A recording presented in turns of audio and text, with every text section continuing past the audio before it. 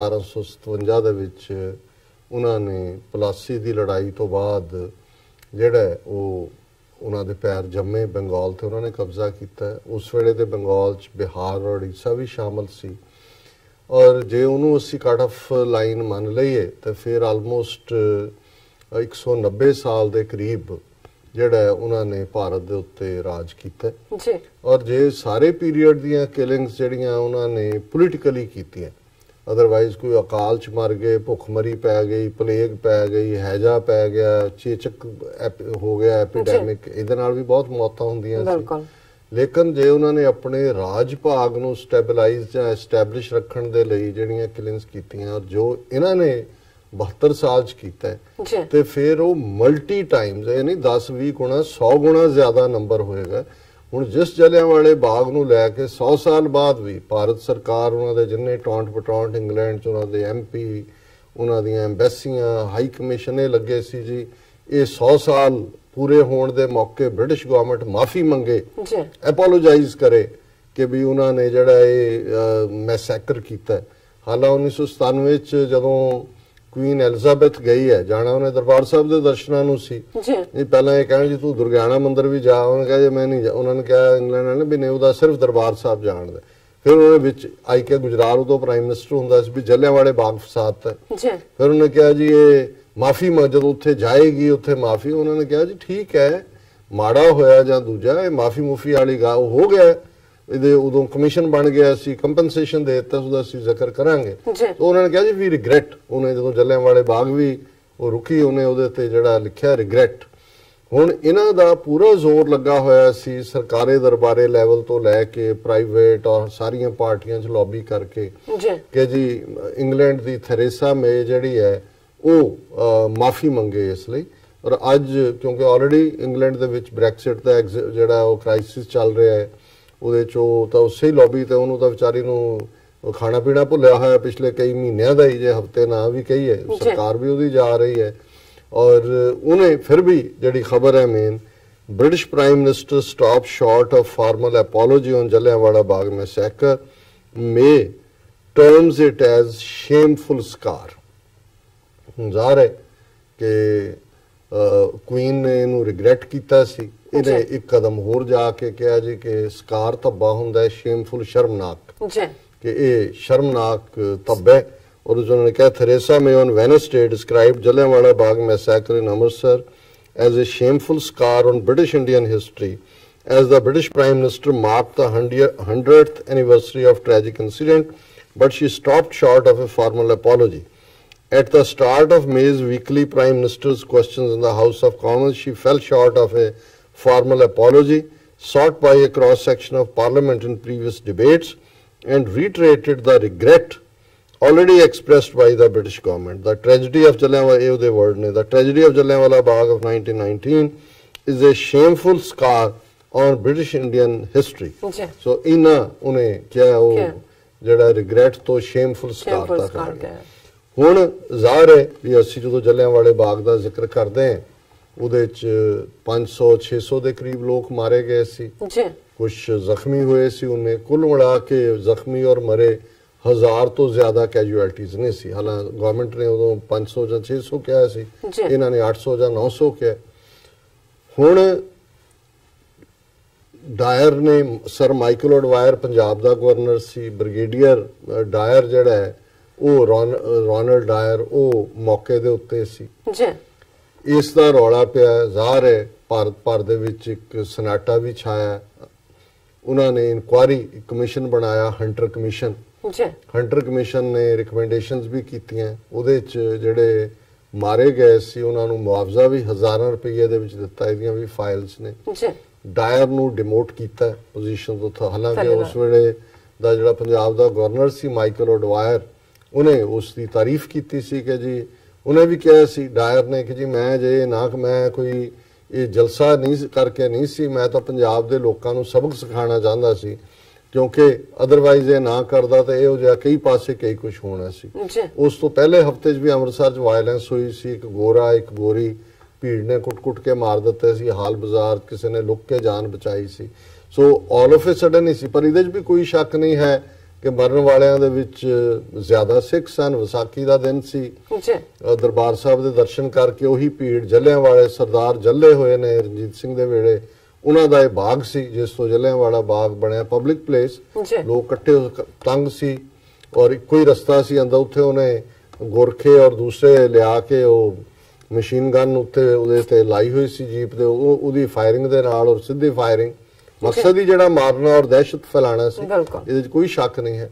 ਲੇਕਿਨ ਡਾਇਰ ਡਿਮੋਟ ਹੋ ਗਿਆ ਬਹੁਤ ਜਲਦੀ, ਉਹਦੀ ਕੁਦਰਤੀ ਮੌਤ ਹੋ ਗਈ ਔਰ ਸਰ ਮਾਈਕਲ ਐਡਵਾਇਰ ਜਿਹੜਾ ਗਵਰਨਰ ਸੀ ਜਿਹਨੇ ਇਸ 'ਚ ਫਖਰ ਲਿਆ ਸੀ, ਉਹਨੂੰ 21 ਸਾਲ ਬਾਅਦ ਸ਼ਹੀਦ ਊਧਮ ਸਿੰਘ ਨੇ ਇੰਗਲੈਂਡ ਦੇ ਵਿੱਚ ਜਾ ਕੇ ਮਾਰਿਆ ਔਰ ਉਹਨੇ ਆਪਣੇ ਟ੍ਰਾਇਲ ਦੇ ਦੌਰਾਨ ਵੀ ਇਹ ਕਿਹਾ ਕਿ ਮੈਨੂੰ ਕੋਈ ਰਿਗਰੈਟ ਨਹੀਂ ਹੈ, ਮੈਂ ਆਪਣੇ ਜਿਹੜੇ ਬੇਗੁਨਾਹ ਲੋਕ ਮਾਰੇ ਗਏ ਸੀ ਉਹਨਾਂ ਦਾ ਬਦਲਾ ਲਿਆ। ਹੁਣ ਜ਼ਾਹਰ ਹੈ ਕਿ ਜਿਹੜੇ ਮਾਰੇ ਗਏ ਉਹਨਾਂ ਨਾਲ ਵੀ ਸਾਡੀ ਹਮਦਰਦੀ, ਉਹਨਾਂ ਦੇ ਜਿਹੜੇ ਸਫਰ ਕੀਤਾ, ਪਰ ਜਿੰਨੇ ਮਾਰੇ ਗਏ ਉਹਨਾਂ ਦੀਆਂ ਡੈੱਡ ਬਾਡੀਜ਼ ਹੈਂਡਓਵਰ ਕੀਤੀਆਂ ਗਈਆਂ, ਅਕਾਊਂਟ ਫਾਰ ਹੋਈਆਂ, ਕੱਲੇ ਨੂੰ ਮੁਆਵਜ਼ਾ ਦਿੱਤਾ ਗਿਆ। ਹੁਣ ਕਰਨ ਵਾਲੇ ਕਾਰਾ ਇਹ ਗੋਰੇ ਹਾਕਮ ਸੀ 7 ਸਮੁੰਦਰ ਪਾਰ ਤੋਂ ਆਏ ਹੋਏ। ਹੁਣ ਅਸੀਂ ਜਿਹੜਾ ਸਾਡੀਆਂ ਅੱਖਾਂ ਦੇ ਸਾਹਮਣੇ ਸਾਡੀ ਲਿਵਿੰਗ ਮੈਮਰੀ ਦੇ ਵਿੱਚ 35 ਸਾਲ ਪਹਿਲਾਂ ਜੂਨ 84 ਪਹਿਲਾ ਹਫਤਾ ਜੂਨ ਦਾ ਆਪਣੀ ਫੌਜ, ਉਹਨੇ ਤਾਂ ਸਿਰਫ ਮਸ਼ੀਨ ਗਨ ਵੀਡੀ ਸੇ ਟੈਂਕ ਤੋਪ ਜਹਾਜ਼ ਜਿਹੜੇ ਨੇ 에ਅਰ ਨੇਵਲ ਡਾਈਵਰਸ, ਉਹਨੇ ਤਾਂ ਵੱਧ ਤੋਂ ਵੱਧ 600 ਮਾਰੇ, ਇਹਨਾਂ ਨੇ ਹਜ਼ਾਰਾਂ ਮਾਰੇ। ਉਹ ਇੱਕ ਖੁੱਲੇ ਬਾਗ ਦੇ ਵਿੱਚ ਉਹਨੇ ਫਾਇਰਿੰਗ ਕੀਤੀ ਜਿਹੜਾ ਕੋਈ ਧਾਰਮਿਕ ਜਾਂ ਕੋਈ ਗਵਰਨਮੈਂਟਲ ਪ੍ਰਾਪਰਟੀ ਨਹੀਂ ਸੀ। ਇਹਨਾਂ ਨੇ ਜਿਹੜਾ ਸਾਡਾ ਤਖਤ ਅਕਾਲ ਤਖਤ ਔਰ ਹਰਮੰਦਰ ਸਾਹਿਬ ਜਿਹੜਾ ਸਾਡਾ ਮੱਕਾ ਹੈ, ਜੀ ਜਾਨ ਤੋਂ ਪਿਆਰੀ ਸਾਡਾ ਜਿਹੜਾ ਇੱਕ ਮੁਕੱਦਸ ਥਾਂ ਹੈ, ਉਸ ਦੇ ਉੱਤੇ ਕੀਤਾ। ਉਹਨੇ ਵੀ ਰਸਤਾ ਬੰਦ ਕਰ ਦਿੱਤਾ, ਇੱਕੋ ਹੀ ਗਲੀ, ਕਿਉਂਕਿ ਉੱਥੋਂ ਕੋਈ ਦੌੜ ਨਾ ਸਕੇ। ਇਹਨਾਂ ਨੇ ਸਾਰੇ ਸ਼ਹਿਰ ਪੰਜਾਬ ਭਰ ਦੇ ਵਿੱਚ ਕਰਫਿਊ ਲਾ ਦਿੱਤਾ ਕਿ ਕੋਈ ਘਰਾਂ ਚੋਂ ਨਾ ਨਿਕਲ ਸਕੇ। 4 ਚਫੇਰੇ ਫੌਜ, ਕੋਈ ਵਾਰਨਿੰਗ ਨਹੀਂ। ਉਹਨਾਂ ਨੇ 20 ਦਿਨ ਉਹ ਚੁਣਿਆ ਕਿ ਵਿਸਾਖੀ ਦਾ ਦਿਨ ਹੈ, ਗੈਦਰਿੰਗ ਕਿਉਂਕਿ ਰੱਖੀ ਸੀ ਵਿਸਾਖੀ ਨੂੰ। ਇੱਥੇ ਤਾਂ ਸਿੱਖਾਂ ਨੇ ਕੋਈ ਵਿਸਾਖੀ ਦੀ ਗੈਦਰਿੰਗ ਨਹੀਂ ਸੀ ਰੱਖੀ। ਗੁਰੂ ਅਰਜਨ ਸਾਹਿਬ ਦਾ ਸ਼ਹੀਦੀ ਦਿਨ ਸੀ, ਇਹਨਾਂ ਨੇ ਇਸ ਲਈ ਚੁਣਿਆ ਕਿ ਵੱਧ ਤੋਂ ਵੱਧ ਸਿੱਖ ਮਾਰੇ ਜਾ ਸਕਣ, ਗੁਰਪੁਰਬ ਵਾਲੇ ਦਿਨ ਆਉਣਗੇ। ਉਹਨਾਂ ਨੇ ਫਿਰ ਵੀ ਲਾਸ਼ਾਂ ਦਿੱਤੀਆਂ ਵਾਰਸਾਂ ਨੂੰ, ਉਹਨਾਂ ਦੇ ਸੰਸਕਾਰ ਹੋਏ, ਉਹਨਾਂ ਨੂੰ ਮੁਆਵਜ਼ਾ ਮਿਲਿਆ। ਇਹਨਾਂ ਨੇ ਅੰਮ੍ਰਿਤਸਰ ਦੇ ਮਿਊਨਿਸਪਲ ਕਮੇਟੀ ਦਾ ਜਿਹੜਾ ਗੰਦ ਢੋਣ ਵਾਲੇ ਟਰੱਕ ਨੇ, ਉਹਨਾਂ ਦੇ ਵਿੱਚ ਉਹ ਬਾਡੀਜ਼ ਲੱਦ ਕੇ ਸ਼ਮਸ਼ਾਨ ਘਾਟਾਂ 'ਚ ਲਿਜਾ ਕੇ ਜਿਹੜਾ ਮਿੱਟੀ ਦਾ ਤੇਲ ਪਾ ਕੇ ਸਾਡੇ ਹਜ਼ਾਰਾਂ ਮਾਰੇ। ਕਿਸੇ ਦੀ ਨੂੰ ਕੋਈ ਮੁਆਵਜ਼ਾ ਤਾਂ ਦੂਰ ਦੀ ਗੱਲ, ਸ਼ਨਾਖਤ ਵੀ ਨਹੀਂ ਕੀਤੀ। ਕੋਈ ਟੱਬਰਾਂ ਨੂੰ ਨਹੀਂ ਪਤਾ ਉਹਨਾਂ ਦੇ ਨਾਲ ਕੀ ਹੋਇਆ, ਕੋਈ ਇਨਕੁਆਇਰੀ, ਉਹਨਾਂ ਨੇ ਤਾਂ ਹੰਟਰ ਕਮਿਸ਼ਨ ਬਣਾ ਕੇ ਡਿਮੋਟ ਕੀਤਾ, ਇਹਨਾਂ ਨੇ ਕੋਈ ਇਨਕੁਆਇਰੀ ਤੱਕ ਨਹੀਂ ਕੀਤੀ। ਔਰ ਉਸ ਸਾਰੇ ਤੋਂ ਬਾਅਦ ਜਿਹੜਾ 34-35 ਸਾਲ ਹੋ ਗਏ ਨੇ, ਅਜੇ ਨਵੰਬਰ 84 ਦੀ ਗੱਲ ਹੁੰਦੀ ਹੈ ਜੀ ਭਾਰਤ ਦੇ ਵਿੱਚ ਕਿੱਥੇ ਕੀ ਮਾਰਿਆ, ਕੌਣ ਹੈ। ਮਿਸ਼ਰਾ ਕਮਿਸ਼ਨ ਬਣ ਗਿਆ, ਨਾਨਾਵਤੀ ਕਮਿਸ਼ਨ ਬਣ ਗਿਆ, ਹੁਣ ਸਿੱਟ ਬਣ ਗਏ। ਉਹ ਵੀ 34-35 ਸਾਲ ਜਿਹੜੇ ਨੇ ਉਹ ਸਿੱਖ ਜਿਹੜੇ ਨੇ ਵਿਚਾਰੇ ਵਿਕਟਮ ਜਿਹੜੇ ਮਾਰੇ ਗਏ, ਉਹਨਾਂ ਦੇ ਰਿਸ਼ਤੇਦਾਰ, ਅੰਗਰੇਜ਼ੀ ਚ ਕਹਿੰਦੇ ਨੇ ਚੇਜ਼ਿੰਗ ਦਾ ਸ਼ੈਡੋਜ਼, ਪਰਛਾਵਿਆਂ ਦੇ ਪਿੱਛੇ ਦੌੜਨਾ। ਉਹ ਵੀ ਅਦਲ ਦੇ ਪਰਛਾਵੇਂ ਦੇ ਪਿੱਛੇ ਦੌੜ ਰਹੇ ਨੇ।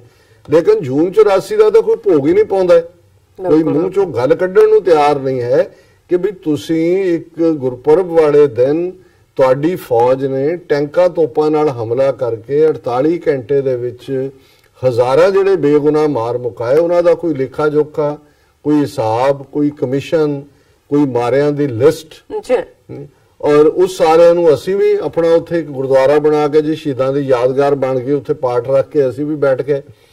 ਸੋ ਮਤਲਬ ਇਹ ਹੈ, ਔਰ ਆਪਣੀ ਹਕੂਮਤ ਵੱਲੋਂ ਅੰਗਰੇਜ਼ਾਂ ਨੇ ਤਾਂ ਜੇ ਜਲਿਆਂਵਾਲਾ ਬਾਗ ਕੀਤਾ ਤੇ ਇਹ ਹੋਇਆ ਕਿ ਜੀ ਟੈਗੋਰ ਨੇ ਆਪਣਾ ਟਾਈਟਲ ਵਾਪਸ ਕਰਤਾ, ਹੋਰ ਹੋ ਗਿਆ। ਗਾਂਧੀ ਉੱਥੇ ਅੱਧ ਨੰਗਾ ਉੱਥੇ ਪਹੁੰਚ ਗਿਆ ਫਾਇਦਾ ਲੈਣ ਉਹਦਾ। ਬਿਲਕੁਲ। ਔਰ ਇਹ ਹੋਇਆ ਜੀ ਅੰਗਰੇਜ਼ੀ ਸਾਮਰਾਜ। 100 ਸਾਲ ਬਾਅਦ ਵੀ ਉਹਨਾਂ ਦੀ ਪ੍ਰਾਈਮ ਮਿਨਿਸਟਰ ਕਹਿ ਰਹੀ ਹੈ ਜੀ ਸ਼ਰਮਨਾਕ ਧੱਬਾ ਜੀ। ਲੇਕਿਨ ਇਹਨਾਂ ਦੇ ਲਈ ਇਹਨਾਂ ਨੂੰ ਸ਼ਰਮ ਨਹੀਂ ਆਉਂਦੀ ਹੈ ਕਿ ਜਿਹੜੇ 100 ਸਾਲ ਪਹਿਲਾਂ ਵਾਪਰੀ ਘਟਨਾ ਲਈ, ਜਿਸ ਤੋਂ ਅਸੀਂ ਦੇਖਦੇ ਹਾਂ ਕਿ 30 ਸਾਲ ਦੇ ਵਿੱਚ 28 ਸਾਲ ਦੇ ਵਿੱਚ ਅੰਗਰੇਜ਼ਾਂ ਨੇ ਭਾਰਤ ਵੀ ਛੱਡ ਦਿੱਤਾ, ਕਿਉਂਕਿ ਜਲਿਆਂਵਾਲਾ ਬਾਗ ਇੱਕ ਟਰਨਿੰਗ ਪੁਆਇੰਟ ਬਣਿਆ। ਤੇ ਅਸੀਂ ਅੱਜ ਵੀ 35 ਸਾਲਾਂ ਬਾਅਦ ਇਹਨਾਂ ਦੇ ਸਫ਼ਰ ਕਰ ਰਹੇ ਹਾਂ। ਕਿਤੇ ਕੋਈ ਕਿਸੇ ਦੇ ਉੱਤੇ ਕੋਈ ਪੁਲਿਸ ਮਾਰ ਕੁਟਾਈ ਕਰ ਰਹੀ ਹੈ। ਉੱਤਰਾਖੰਡ 'ਚ ਜੋ ਹੋਇਆ, ਯੂਪੀ 'ਚੋਂ ਸਿੱਖ ਨੌਜਵਾਨਾਂ ਨੇ ਆਪਣੀ ਇੱਜ਼ਤ ਬਚਾ ਲਈ ਸ੍ਰੀ ਸਾਹਿਬ ਕੱਢ ਕੇ, ਪਰ ਕਿਵੇਂ ਉਹਨਾਂ ਦੇ ਨਾਲ ਹੋ ਰਿਹਾ। ਗੁਰਦੁਆਰੇ ਸਾਡੇ ਹਿਸਟੋਰੀਸਿਟੀ ਗਿਆਨ ਗੋਦੜੀ ਹਰਿਦੁਆਰ 'ਚੋਂ ਗਾਇਬ ਕਰਤਾ ਹੈ। पत्थर साहब जिहड़ा लेह च ਉਹਦਾ ਕੀ ਹਾਲ ਕੀਤਾ ਹੈ ਔਰ ਡੋਂਗਮਾਰ ਸਿੱਕਮ ਦੇ ਵਿੱਚ ਜਿਹੜਾ ਉਹਨੂੰ ਕੁਝ ਹੋਰ ਹੀ ਬਣਾ ਦਿੱਤਾ ਹੈ। ਸੋ ਕੁੱਲ ਮਿਲਾ ਕੇ ਔਰ ਕਿੱਥੇ ਇਹਨਾਂ ਦੀ ਮੁਆਫੀ ਤਾਂ ਦੂਰ ਦੀ ਗੱਲ, ਹੁਣ ਤੱਕ ਵੀ ਇਹ ਜੂਨ 84 ਦੇ ਇਹ ਠੀਕ ਹੈ ਅਸੀਂ ਉੱਥੇ ਜਿਹੜੇ ਜੂਝ ਕੇ ਸ਼ਹੀਦ ਹੋਏ ਸੰਤ ਪਿੰਡਾਂ ਵਾਲੇ ਜਨਰਲ ਸੁਬੇਗ ਸਿੰਘ, ਭਾਈ ਅਮਰੀਕ ਸਿੰਘ, ਉਹਨਾਂ ਨੂੰ ਅਸੀਂ ਆਪਣੇ ਹੀਰੋ ਆਪਣੇ ਨਾਇਕ ਸਮਝਦੇ ਹਾਂ ਔਰ ਉਹ ਹੀਰੋ ਔਰ ਨਾਇਕ ਨੇ।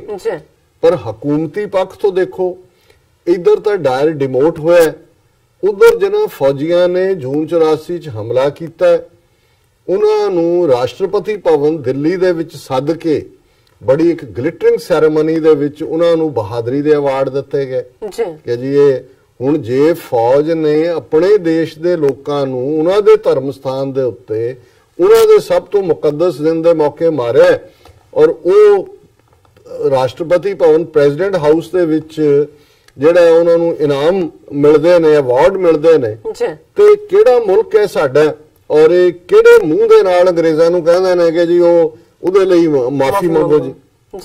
ਸੋ ਇੱਕ ਤਾਂ ਡਬਲ ਸਟੈਂਡਰਡ ਹੁੰਦਾ ਹੈ, ਇਹ ਤਾਂ ਬਿਲਕੁਲ ਹੀ ਝੂਠ ਦੇ ਔਰ ਫਰਾਡ ਦੇ ਔਰ ਇਸ ਪਲੱਥੇਬਾਜ਼ੀ ਦੇ ਔਰ ਇਸ ਕਿਸਮ ਦਾ ਜਿਹੜਾ ਇਹਨਾਂ ਦਾ ਸਾਰੇ ਇਹਨਾਂ ਚਾਣਕਿਆ ਪੁੱਤਰਾਂ ਦਾ ਵਰਤਾਰਾ ਹੈ। ਸੋ ਮੈਂ ਸਮਝਦਾ ਹਾਂ ਵੀ ਇਹਨਾਂ ਨੂੰ ਸ਼ਰਮ ਆਉਣੀ ਚਾਹੀਦੀ ਹੈ ਔਰ ਮੈਂ ਆਪਣਿਆਂ ਨੂੰ ਵੀ ਇਹ ਕਹਿਣਾ ਚਾਹੁੰਦਾ ਕਿ ਬਈ ਅੱਜ ਅਸੀਂ 34 ਸਾਲ ਬਾਅਦ ਵੀ ਉੱਥੇ ਕੀ ਘੁੰਮੀ ਜਾ ਰਹੇ ਹਾਂ, ਉਹੀ ਗੱਲਾਂ ਅਸੀਂ ਸੋਚਦੇ ਅੱਛਾ ਇਹ ਪਾਰਟੀ ਆ ਜਾਏ ਇਹ ਉਹਦੇ ਲਈ ਚੰਗੀ ਹੋਏਗੀ, ਇਹ ਇੰਨੀ ਹੋ ਜਾਏ, ਇੱਧਰ ਹੋ ਜਾਏ, ਉੱਧਰ ਹੋ ਜਾਏ, ਕਿਉਂਕਿ ਇਸ ਕਿਸਮ ਦੇ ਕਤਲੇਆਮ ਜਿਹੜੇ ਨੇ ਉਹ ਰਿਜ਼ੋਲਵ ਹੁੰਦੇ ਨੇ ਕੌਮਾਂ ਦੇ ਕਿ ਭਾਈ ਨਹੀਂ ਇਸ ਤੋਂ ਬਾਅਦ ਬਿਲਕੁਲ ਨਹੀਂ। ਔਰ ਕੋਈ ਸ਼ੱਕ ਨਹੀਂ ਹੈ ਕਿ ਜਲਿਆਂਵਾਲਾ ਬਾਗ ਇੱਕ ਟਰਨਿੰਗ ਪੁਆਇੰਟ ਬਣਾਇਆ ਭਾਰਤ ਦੀ ਫਰੀडम ਮੂਵਮੈਂਟ 'ਚ, ਪਰ ਅਸੀਂ ਤਾਂ ਫਿਰ ਜਿਹੜੇ ਰਾ ਮਟੀਰੀਅਲ ਬਣ ਗਏ ਕਾਂਗਰਸ ਦੇ ਲਈ 47 ਤੱਕ ਪਹੁੰਚਦੇ, ਉਹਨਾਂ ਦੇ ਹੱਥਾਂ 'ਚ ਖੇਡੇ, ਉਹਨਾਂ ਨੂੰ ਪਾਵਰ ਦਵਾਈ ਔਰ ਅਸੀਂ ਅੱਜ ਵੀ ਉਹ ਜਿਵੇਂ ਪਿਆਰਾ ਸਿੰਘ ਨਿਰਚਲ ਦੀ ਮੈਂ ਉਹ ਕਪਲੇਟ ਕਹਿੰਦਾ ਹੁੰਦਾ ਕਿ ਵੀ ਬਾਜ਼ੀ ਲੈ ਗਏ ਭਾਨੇ ਸ਼ਾਹ ਹੋਰੀ ਅਸੀਂ ਧੌਣ ਭਰਾਉਣ ਦੇ ਯਾਰ ਹੀ ਰਹੇ, ਤੁਸੀਂ ਆਪਣੀਆਂ ਕੁਰਬਾਨੀਆਂ ਗਣਾਈ ਜਾਓ, ਇੰਨੇ ਫਾਂਸੀ ਤੇ ਚੜ ਗਏ, ਇੰਨੇ ਕਾਲੇ ਪਾਣੀ ਚਲੇ ਗਏ, ਤੁਸੀਂ ਕਿਹੜੀ ਅਕਲ ਤੋਂ ਕੰਮ ਲਿਆ ਕਿ ਵੀ ਤੁਸੀਂ ਕੋਈ ਆਪਣਾ ਬਣਾ ਸਕਦੇ। ਬਿਲਕੁਲ। ਸੋ ਮੈਂ ਸਮਝਦਾ ਵੀ ਠੀਕ ਹੈ ਹੁਣ ਇਹ ਜਲਿਆਂਵਾਲੇ ਬਾਗ ਦਾ ਬੁਖਾਰ ਸਾਡਿਆਂ ਵੀ ਕਈਆਂ ਨੂੰ ਚੜਿਆ ਹੋਣਾ, ਕਈ ਪਾਸੇ ਹੋਣਾ, ਪਰ ਇਹ ਗੱਲ ਦਾ ਜ਼ਰਾ ਜ਼ਰੂਰ ਮੁਕਾਬਲਾ ਕਰਕੇ ਦੇਖੋ ਕਿ ਜੂਨ 84 ਔਰ ਜਲਿਆਂਵਾਲੇ ਬਾਗ ਦਾ ਵੈਸੇ ਕੀ ਮੁਕਾਬਲਾ ਹੈ। ਲੇਕਿਨ ਆਪਣੇ ਹਾਕਮਾਂ ਵੱਲੋਂ ਇਸ ਕਿਸਮ ਦਾ ਪਾਰਟ ਕਰਨਾ ਔਰ 35 ਸਾਲਾਂ ਬਾਅਦ ਵੀ ਹੱਥ ਧੋ ਕੇ ਕਿ ਕੋਈ ਕਿਸੇ ਲਈ ਕੋਈ ਜਵਾਬਦੇਹ ਨਹੀਂ ਹੈ, ਹੋਰ ਗੁਲਾਮੀ ਕਿਹਨੂੰ ਕਹਿੰਦੇ ਨੇ? ਨਹੀਂ ਗੁਲਾਮੀ ਕਹਿੰਦੇ ਨੇ ਜੀ। ਡਾਕਟਰ ਸਾਹਿਬ ਤੁਹਾਡਾ ਬਹੁਤ ਬਹੁਤ ਸ਼ੁਕਰੀਆ, ਤੁਸੀਂ ਇਸ ਇਸ਼ੂ ਉੱਪਰ ਆਪਣੇ ਵਿਚਾਰ ਦਿੱਤੇ ਨੇ, ਸਾਡੇ ਦਰਸ਼ਕਾਂ ਨੂੰ ਪਸੰਦ ਆਏ ਹੋਣਗੇ ਆਈ ਹੋਪ। ਸੋ ਇੱਥੇ ਲੈਣੇ ਆ ਬ੍ਰੇਕ। ਬ੍ਰੇਕ ਤੋਂ ਪਹਿਲਾਂ ਅਸੀਂ ਆਪਣੇ ਦਰਸ਼ਕਾਂ ਤੇ ਸਰੋਤਿਆਂ ਨੂੰ ਅਪੀਲ ਤੇ ਬੇਨਤੀ ਕਰਦੀ ਹੈ ਵਿਊਅਰਸ, ਜਿਸ ਤਰ੍ਹਾਂ ਕਿ ਤੁਸੀਂ ਜਾਣਦੇ ਹੋ ਕਿ ਟੀਵੀ 84 ਮਨੁੱਖੀ ਹੱਕਾਂ ਦਾ ਪਹਿਰੇਦਾਰ ਹੈ। ਟੀਵੀ 84 ਸਿੱਖਾਂ, ਕਸ਼ਮੀਰੀਆਂ ਤੇ ਭਾਰਤੀਆਂ ਨੌਰਥ ਈਸਟ ਸਟੇਟਾਂ ਦੇ ਲੋਕਾਂ ਦੇ ਸਵੈ ਨਿਰਣੇ ਦੇ ਹੱਕਾਂ ਦਾ ਹਾਮੀ ਹੈ। ਅਸੀਂ ਚਾਹਾਂਗੇ ਕਿ ਤੁਸੀਂ ਟੀਵੀ 84 ਦੀ ਵੱਧ ਤੋਂ ਵੱਧ ਮਾਈਕ ਸਹਾਇਤਾ ਕਰੋ। ਤੁਸੀਂ ਆਪਣੀ ਮਾਈਕ ਸਹਾਇਤਾ ਸਾਡੀ ਵੈਬਸਾਈਟ tv84.tv ਤੇ ਜਾ ਕੇ ਪੇਪਲ ਦੀ ਵਰਤੋਂ ਕਰਕੇ ਵਨ ਟਾਈਮ ਡੋਨੇਟ ਕਰ ਸਕਦੇ ਹੋ, ਮੰਥਲੀ ਡੋਨੇਟ ਵੀ ਕਰ ਸਕਦੇ ਹੋ। ਤੁਸੀਂ ਟੀਵੀ 84 ਦੇ ਨਾਮ ਤੇ ਚੈੱਕ ਬਣਾ ਕੇ ਸਾਨੂੰ ਮੇਲ ਵੀ ਕਰ ਸਕਦੇ ਹੋ ਸਾਡੇ ਇਸ ਪਤੇ ਤੇ 36-01 37th ਐਵਨਿਊ ਲੌਂਗਲੈਂਡ ਸਿਟੀ ਨਿਊਯਾਰਕ 11101 USA, ਜਾਂ ਫਿਰ ਤੁਸੀਂ ਸਾਨੂੰ ਫੋਨ ਰਾਹੀਂ ਵੀ ਸੰਪਰਕ ਕਰ ਸਕਦੇ ਸਾਡੇ ਫੋਨ ਨੰਬਰ ਤੇ 5164060694। Thank you so much viewers, ਤੁਸੀਂ ਨਾਲ ਇਸ ਤਰ੍ਹਾਂ ਬਣੇ ਰਹਿਣਾ। ਮਿਲਦੇ ਹਾਂ ਛੋਟੇ ਜਿਹੇ ਬ੍ਰੇਕ ਤੋਂ ਬਾਅਦ।